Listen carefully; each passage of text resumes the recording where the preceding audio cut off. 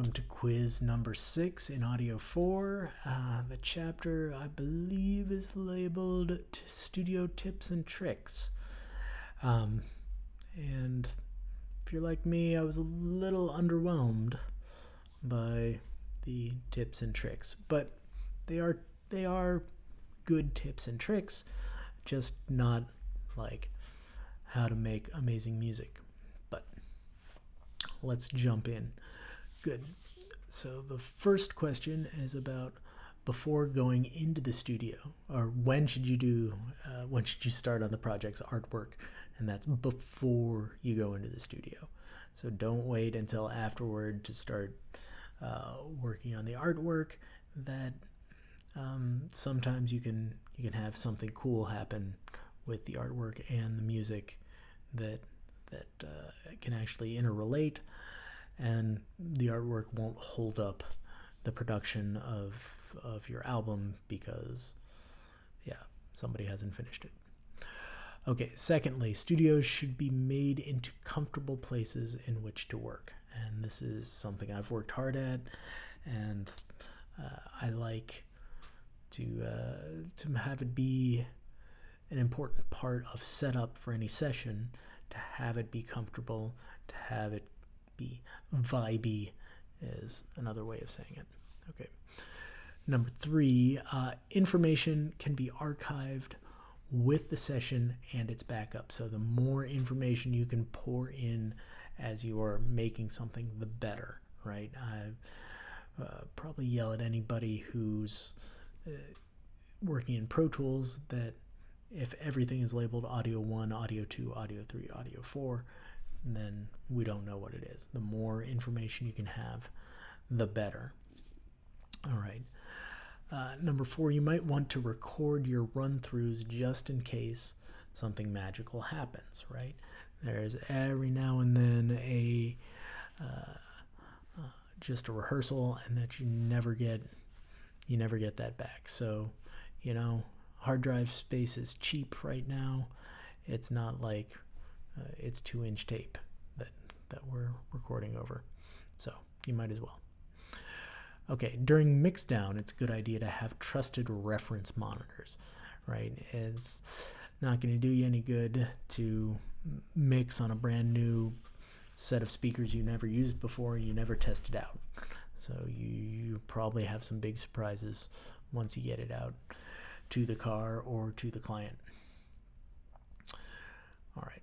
When you're looking for a mastering engineer, a good thing to remember is to try to stay within your budget. Right? It's good to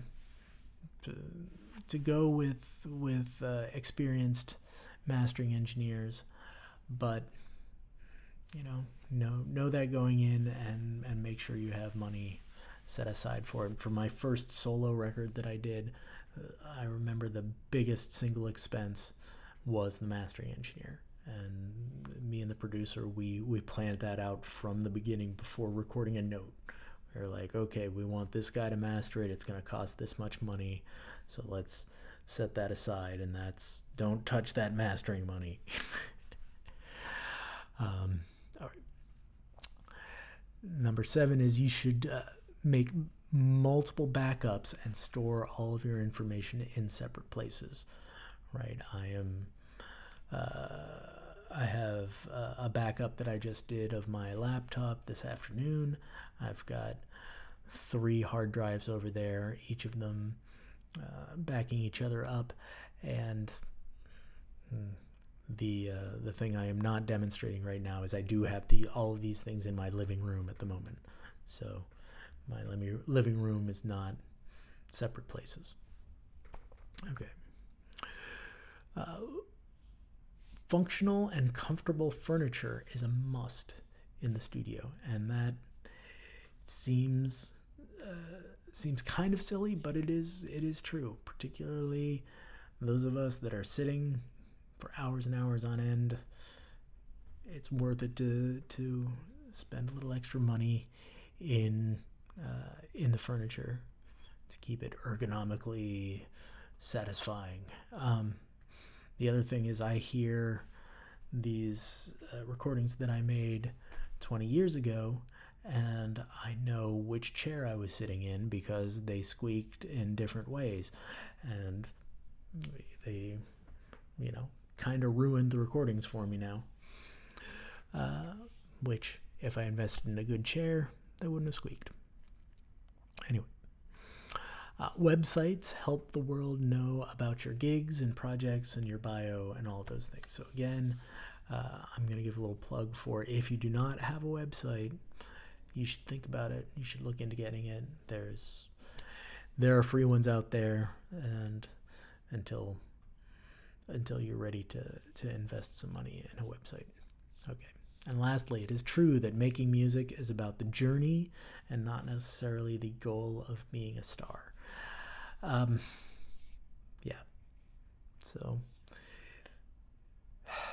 you may be surprised at that, right? There are some people who it is all about being a star. Some people are surprised how much work it takes to be a star. Some people are surprised at the kangaroos and the price of a kangaroo, honestly.